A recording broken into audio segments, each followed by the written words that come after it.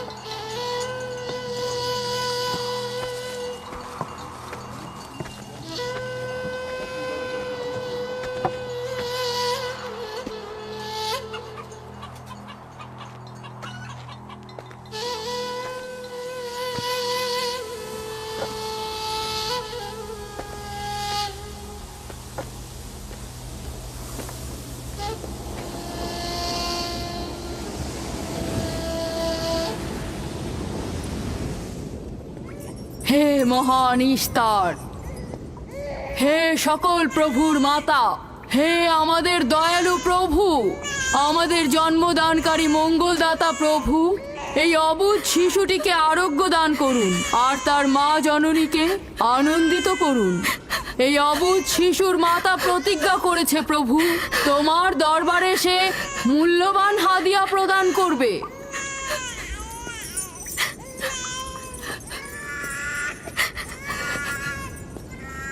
আমি মহান ইস্তারের কাছে প্রার্থনা করেছি যেন তিনি তোমার সন্তানকে জীবিত রাখেন। তুমি এখন তোমার সন্তানকে নিয়ে যেতে পারো।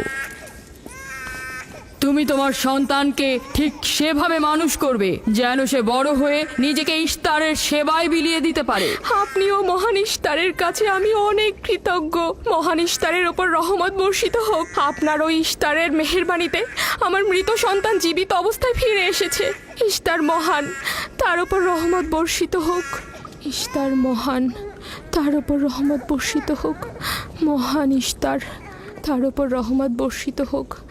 ইস্তার মহান, ইস্তার মহান, তার ওপর রহমত বর্ষিত।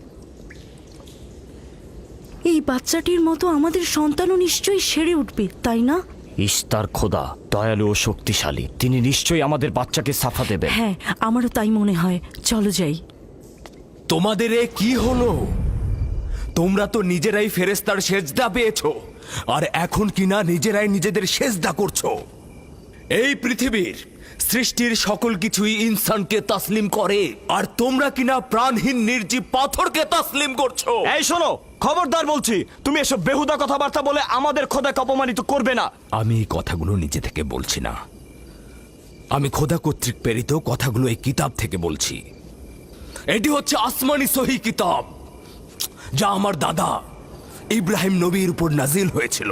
আমি তার দিনের অনুসারী এবং এই কিতাবের প্রচলন ও দাওয়াত প্রদানকারী। নিজে থেকে কিছু বলছি না। ওই আসমানি কিতাবে কি লেখা আছে আমাদের খোদাদেরকে অপমানিত করতে হবে? আমি অপমান করছি না, শুধু প্রশ্ন করছি। যদি জেনে থাকো তাহলে উত্তর দাও, আর যদি না জেনে থাকো তাহলে স্বীকার করো। তোমাদের জিজ্ঞাসা করছি, ওই মন্দিরে রাখা ইস্তারের মূর্তিগুলো কি তোমাদের প্রভু, নাকি তোমাদের তৈরি বস্তু? ইস্তার তোমাদের উপর প্রভাব বিস্তার করে নাকি তোমরা ইস্তারের উপর? ইস্তার তোমাদেরকে শাসন করে নাকি তোমরা ইস্তারকে? পাথরের তৈরি ইস্তার যদি দুর্বল ও অক্ষম হয়ে থাকে, তবে কি করে আমাদের বাচ্চাদেরকে সাফা দেয়? সত্যি কথা, আমরাও দেখেছি। হ্যাঁ, তার হাকিকাত আছে। ইস্তার তার সন্তানকে সাফা দিয়েছে, আমি দেখেছি। ওই প্রজ্ঞাবান যিনি তোমাদের আহাজারি শুনেছেন, তিনি তোমাদেরকে সাফা প্রদান করেছেন, না ইস্তার। যদিও তোমরা খোদা ছাড়া প্রার্থনা করেছ আর তিনি ছাড়া তোমরা সাহায্য চেয়েছ, কিন্তু তিনি সকল কিছু সম্বন্ধে অবগত আছেন, তাই তোমাদের আহাজারিতে তার রহমত বর্ষিত হয়েছে, তোমাদেরকে সে সাহায্য করেছেন। সাধারণ দৃষ্টিতে তোমরা ইস্তারকে দেখেছ, অন্তর্দৃষ্টিতে দেখনি, তাই মূল সাফা প্রদানকারীকে চিনতে পারোনি। ইয়াকুবের কথার মূল অর্থটা আমি এখন বুঝতে পারছি। সে চাইছে যে আমরা আমাদের খোদাদেরকে বাদ দিয়ে তার খোদার ইবাদত করি। আমরা আমাদের খোদার অনেক কল্যাণকর কাজ দেখেছি, তোমার খোদার কি দেখছি? আমি তোমাদেরকে সকলের চাইতে ঊর্ধ্বে অবস্থিত খোদার দিকে আহ্বান করছি। তিনি সৃষ্টির সকল কিছুর চাইতে ঊর্ধ্বে। তাই নাকি? কি করে বুঝবো তোমার খোদা অন্যান্য সকল খোদার চাইতে ঊর্ধ্বে? তুমি আর তোমার খোদা ও ইস্তারের মন্দিরের ধর্মযাজকের মতো স্বর্ণরৌপ্য লুটে নিতে চাইছো না, তা কি করে বিশ্বাস করব? আমার বাস্তব অবস্থা হচ্ছে আমি গভর্নর লাবানের নিয়োজিত রাখাল। আমার কোনো কিছুই নেই, আর কোনো কিছুর জন্য আমি কারো কাছে প্রতিদানও চাইনি। তোমরা কি আমাকে আমার কাজ অন্বেষণ আর রাখালি করা ছাড়া আর কিছু করতে দেখেছো? দেখেনি জন্য কি এখন আমাদের দেখতে হবে? তুমি হয়তো সুযোগের অভাবে ভালো আছো, নয়তো তুমিও কোনো অংশে কম যেতে না। তোমরা সবাই একই রকম। ধর্মকে তোমরা মুখোশ বানিয়ে নিজেদের আখের গুছিয়ে নাও, সহজ সরল মানুষদের ঠকিয়ে তাদের সম্পদের রাজা হও। তোমার কষ্ট বুঝতে পারছি। তোমার সন্তান মৃত্যুর কোলে ঢলে পড়েছে, অথচ কেউ তাকে সাহায্য করতে এগিয়ে আসেনি। না ইস্তার জাদুকর, না ওই মন্দিরের খোদা ইস্তার। তাই সকল খোদাকে দোষারোপ করার অধিকার হয়তো তোমার আছে। মন্দিরের অক্ষম ইস্তারের সঙ্গে আমার কোনো কাজ নেই। আমার কথা তোমার না দেখা প্রভুর সঙ্গে।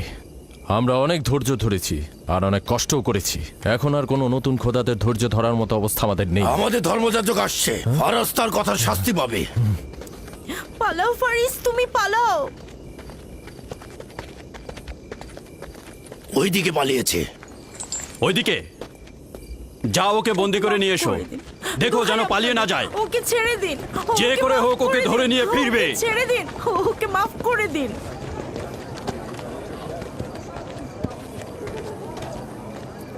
যদি শুধুমাত্র গভর্নরের জামাতা না হতে, তাহলে আমি জানি তোমাকে কিভাবে শায়েস্তা করতে হয়। মন্দিরের কোনো প্রতিনিধির সাথে আমার কোনো কাজ নেই। তোমরা সবাই চলে যাও। ইয়াকুবের কুফরি কথায় তোমরা কেউ কান দেবে না, আর কেউ বিশ্বাস করবে না। তোমরা কি কেউ দেখছো না? হ্যাঁ, এই ইয়াকুব তার কুফরি কথাবার্তার কারণে ফাদ্দানে দুর্ভিক্ষ নিয়ে আসছে। আমাদের ধর্মযাজক ঠিক কথাটাই বলেছেন।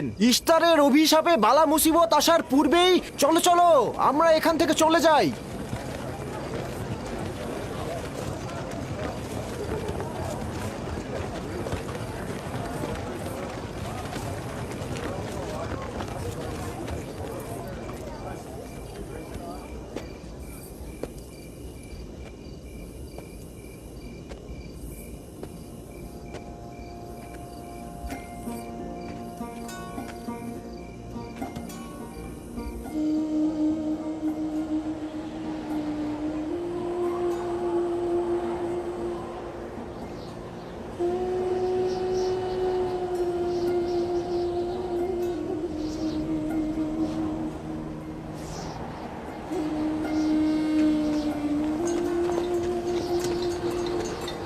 যদি খুব শীঘ্রই বৃষ্টিপাত না হয়, তাহলে ফাদ্দানবাসীর সকল ফসল নষ্ট হয়ে যাবে। আশা করছি মহান খোদা অতি দ্রুতই বৃষ্টিপাত প্রদান করবেন। ওখানে কি হচ্ছে বাবা? এটা ফাদ্দানবাসীর প্রাচীন রীতিনীতি। এখানে ইস্তার নিয়ে কেউ কটু কথা বললে তাকে আগুনে নিক্ষেপ করে হত্যা করা হয়। বিচার করা হয় না সে সত্য বলেছে কিনা। ছেড়ে দাও, ছেড়ে দাও আমাকে বলছি। ছেড়ে দাও, আমাকে ছাড়ো বলছি। হে মহান ছেড়ে দাও। ধর্মগুরু, ওকে মাফ করে দাও, আমাদের উপর রহম করো। আমাকে ছাড়ো, ছাড়ো। আমার কি দোষ? আমি তো কিছু করি নাই। আমি কি বলেছি তোমাদের? আমাকে আমাকে এভাবে বেঁধে নিয়ে যাচ্ছ। আমাকে ছাড়ো। শোনো, তুমি এখানে ভেড়ার পালগুলো দেখে রাখো, আমি একটু আসছি। ছাড়ো, ছাড়ো, ছাড়ো আমাকে। এই, ছেড়ে দাও, ছেড়ে দাও, ছেড়ে দাও। এই, তোমরা তোমরা নির্মমতা করছো। তোমরা আমার উপর নির্মমতা করছো। আমাদের রহম করো। ছেড়ে দাও, ছেড়ে দাও। এই, আমার কি দোষ? আমার কি দোষ? আমাকে ছাড়ো, ছেড়ে দাও। এই, তোমরা আমার উপর অবিচার করছো। ওই যে দেখো, ইয়াকুব রাখাল, গভর্নর লাবানের জামাতা। এটা ঠিক করছো না। আমাদের উপর দয়া করুন, আমাদের উপর রহম করুন। কাফের শাস্তি একটাই। ফাদ্দানবাসী, তোমরা দেখে রাখো। তোমরা অবশ্যই শাস্তি পাওয়া উচিত। একদম ঠিক না, আমার উপর অবিচার হচ্ছে। আমি কিন্তু আমাকে এভাবে অমানবিক ভাবে পোড়ানো হচ্ছে। এটা তোমরা সহ্য করো না, তোমরা জেগে ওঠো।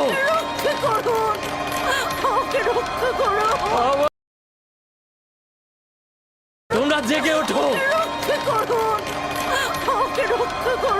আমাকে বাঁচাও, বাঁচাও ফাদ্দানবাসী, আমাকে বাঁচাও ফাদ্দানবাসী। আমি বলছি আমি কোনো অন্যায় করিনি। অভিযুক্ত ফারাজ ইস্তারের শত্রু ও পাথর দিয়ে ইস্তারকে আক্রমণ করতে চেয়েছে এবং আমাদের খোদাকে অসমর্থ ও নালায়েক বলে আখ্যায়িত করেছে। ফাদ্দান শহরের প্রাচীন রীতিনীতি অনুযায়ী যে আমাদের খোদা ইস্তারকে অবমাননা করবে তাকে অবশ্যই আগুনে নিক্ষেপ করে হত্যা করা হবে। ফাদ্দানবাসী, তোমরা কি এরকম চুপ করে পাথরের মতো আমাকে দেখে যাবে? তোমরা কি কিছুই বলবে না? আমাকে এরকম অমানবিক ভাবে অত্যাচার করে পোড়াতে যাচ্ছে এই লোকজন। তোমরা কি কিছুই বলবে বেচারা না? ফারাজ। তোমরা কি নিশ্চুপ হয়ে সারা জীবন দেখে যাবে? ফাদ্দানবাসী, রক্ষা করো আমাকে, কেউ তো এগো। একদিন আমার মতো তোমাদের কেউ এভাবে পুড়িয়ে ফেলবে ওরা। তোমরা চুপ করে থেকো না, তোমরা এভাবে আমাকে মেরো না, আমার প্রাণ ভিক্ষা দাও, আমাকে এভাবে মেরো না। বেহুদা কান্নাকাটি করো না, হয়তো রক্তের মূল্য পরিশোধ করো, নয়তো আগুনে পুড়বার জন্য প্রস্তুত হও। তাকে আগুনে ফেলো না, আমাকে এভাবে পুড়িয়ে মেরো না, আমাকে প্রাণ ভিক্ষা দাও, ওকে ছেড়ে দাও। হে দাও। ফাদ্দানের জনগণ, আমাকে মেরো না। আমাদের রহম আমি একটা কথা জানতে চাই, তার রক্তের মূল্য কত?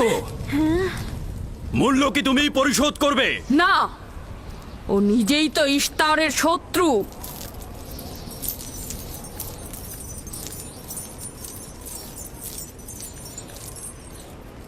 তুমি নিজেই তো ইস্তারের শত্রু, প্রথমে তোমার নিজের রক্তের মূল্য পরিশোধ করো। তাহলে আমাকে বন্দি করছো না কেন? বন্দি করো। অগ্নিপিণ্ডের মধ্যে নিক্ষিপ্ত হওয়া তো আমাদের বংশের প্রাচীন ঐতিহ্য। আমার দাদা ইব্রাহিম, উনিও তো একবার নমরুদের আদেশে অগ্নিপিণ্ডের মধ্যে নিক্ষিপ্ত হয়েছিলেন। এখন পর্যন্ত তুমি যে গ্রেপ্তার হওনি তার কারণ তুমি হচ্ছ গভর্নরের ভাগিনা। তার অর্থ দাঁড়াচ্ছে এই যে আমার মামা গভর্নর লাবান ইস্তারে খোদাকে অবমাননা করতে পারে কোনো শাস্তি ছাড়াই। ওকে গ্রেপ্তার করো আর ওর দাদার মতো ওকেও আগুনে নিক্ষেপ করো।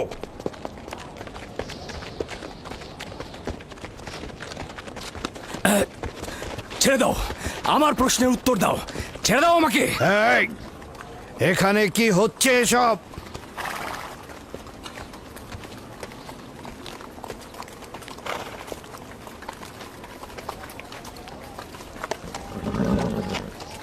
ওকে ছেড়ে দাও আর অভিযুক্তকারীকেও মুক্ত করো। ফারাসের অবশ্যই শাস্তি পাওয়া উচিত। যখন ইয়াকুব জীবনের মূল্য পরিশোধ করতে চায় তখন তোমাদের কোনো অধিকার নেই ওকে শাস্তি দেবার।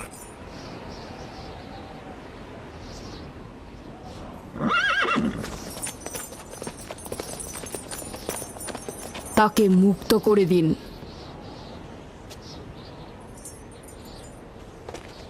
ইয়াকুব, তুমি অবশ্যই ফারাসের জীবনের মূল্য স্বরূপ 500 দিনার পরিশোধ করবে।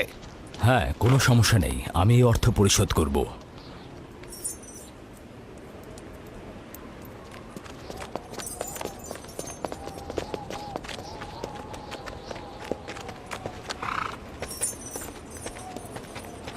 খোদা তাআলা আমার দয়ালু মামাকে হেফাজত করুক। ইয়াকুব, আমি তোমাকে কতক্ষণ এরকম বিপদ থেকে বাঁচাতে চোখে চোখে রাখবো?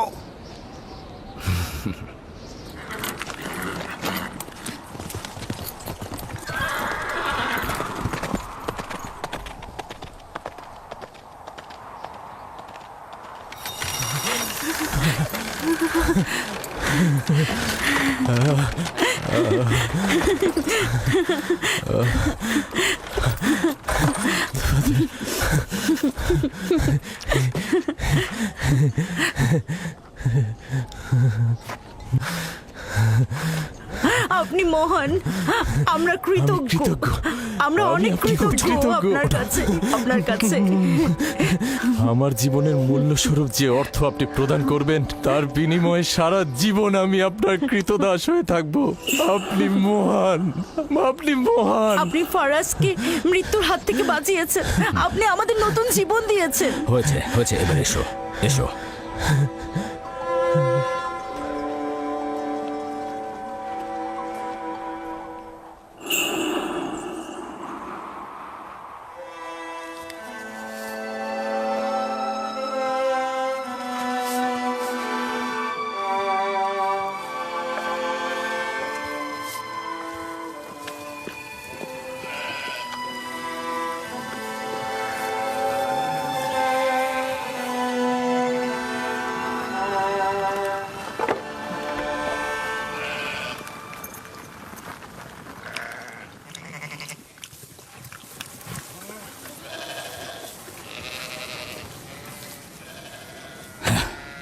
লোকটি আসলেই খুব ভালো, আসার পর থেকে শুধু কাজই করে যাচ্ছে। বছরের পর বছর ইস্তার, ফাদ্দান ও ব্যাবলের লোকজনকে অন্যায়ভাবে কোরবানি দিয়ে আসছে। আজ তোমার পিতার জন্য আমি ও ফারাজ বেঁচে গেছি। আপনি ওর জীবন বাঁচিয়েছেন বলেই ও ইস্তার পূজা ছেড়ে এক খোদার ইবাদতে মশগুল হয়েছে। হ্যাঁ, তা হয়েছে রাহেলা। আসলে যখন সে মৃত্যুর হাত থেকে রক্ষা পেয়েছে তখনই এক খোদায় বিশ্বাস এনেছে। আমাদের মুসাফির কখন পৌঁছবে? খুব শীঘ্রই হে খোদার নবী, বেশি দিন বাকি নেই। বছরের পর বছর তোমার সন্তানের প্রতীক্ষায় রয়েছি। যদি খোদা চায় তো খুব শীঘ্রই এই প্রতীক্ষার অবসান ঘটবে।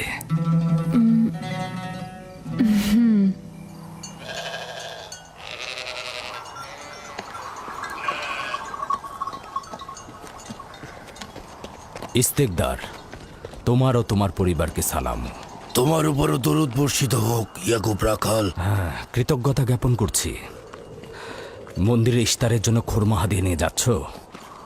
প্রভুদেরকে তো অবশ্যই খুশি করতে হবে, তা না হলে তো এবছর বৃষ্টিপাত হবে না, তাই না? আমার কিন্তু মনে হয় মন্দিরের ইস্তারে চাইতে তোমাদের বেশি দরকার ওই খোরমা। তোমার কাজ হচ্ছে আমাদের খোদাকে অপমানিত করে আমাদেরকে রাগান্বিত করা, তাই তো? তোমরা কি নিশ্চিত যে ইস্তারের মন্দিরের ওই পাথরের মূর্তিগুলো সত্যিকার অর্থে বৃষ্টি বর্ষিত করতে পারবে? তোমার এসব কুফুরি কথাবার্তার কারণেই আমাদের মন্দিরের খোদা নাখোশ হয়েছে, আর এই কারণেই ফাদ্দানের আকাশে আজ মেঘ নেই। এই ইয়াকুব, ইস্তারের অবমাননা থেকে তুমি নিজেকে রক্ষা করো। চলে এসো, চলে এসো।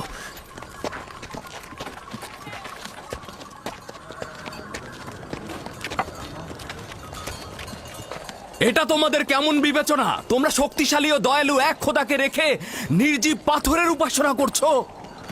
কেন তোমরা বিষাদগ্রস্ত জমিনে নিজেদের আত্মাকে এক খোদার ইমানের নূরে আলোকিত করছো না?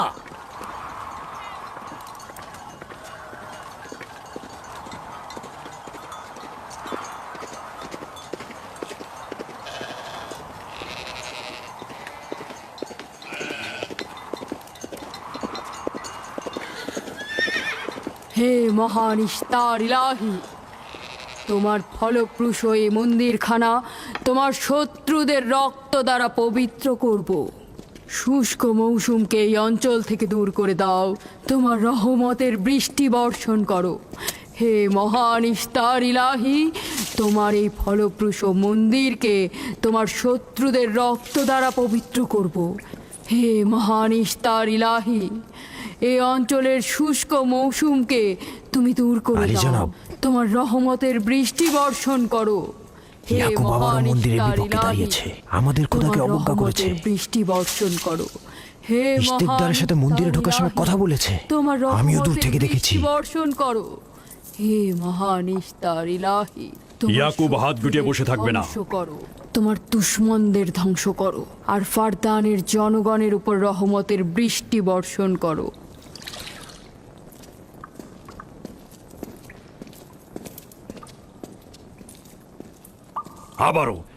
আবারও শুরু করেছে। আশা করছি ওর উপর এবার খোদার লানত বর্ষিত হবে। এখন আমাদের কি করা উচিত? লাবানকে এখানে ডাকো। তার সাথেই সমাধান করব। যত তাড়াতাড়ি সম্ভব লাবানকে আমন্ত্রণ করো।